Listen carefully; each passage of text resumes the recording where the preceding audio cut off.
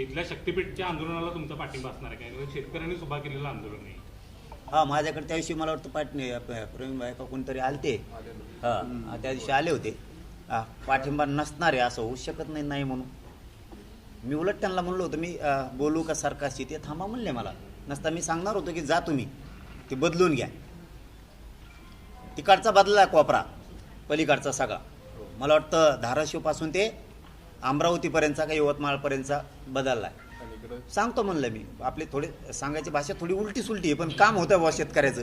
मग काय भाषाच तरी काय करा तुम्हाला. नाही, मग हे सगळ्याला म्हणावं लागेल. हे बघा, मला नाही बोलता येत यार ते तसलं. तुमच्या दुखत टिकलो नाही मी मीडियाच्या बांधवा. तुम्हाला मी खोटं बोलत नाही, काहीच नाही. असं नसतं होत. मग तुम्हाला शक्तीपीठ मार्ग पाहिजेच नाही ना, त्या टोकापासून ह्या टोकापासून म्हणा चायला ते कसं करतात मी बघतो.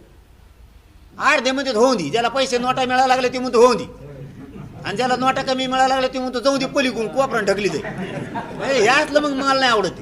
तुम्ही ह्या टोकात त्या टोकाला म्हणा नाही, आणि त्याला नुसता रस्ता करून दाखव म्हणा, मग दाखव.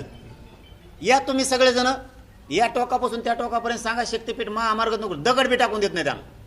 पण अर्धे शेतकरी आपलेच चाबरे, ते म्हणतात लय मोठं माल मिळाला जाऊन तिकडं पहिलं काय होतं, दगडाचं रान होतं म्हणे. हा, आणि मग उसावले काळ्या रानावले काय म्हणते ते महादेऊन नेऊ नको, मला कमी पैसे आले. म्हणजे ही रियालिटी. तुम्ही एक धोरणाने एक बोला सगळे, मी शेतकऱ्याच्या बाजूने. ते काय होतंय, सपोर्ट मिळतो सरकारला. अर्धे शेतकरी जर म्हणले ना भाऊ द्या, तर सरकारला सपोर्ट मिळतोय.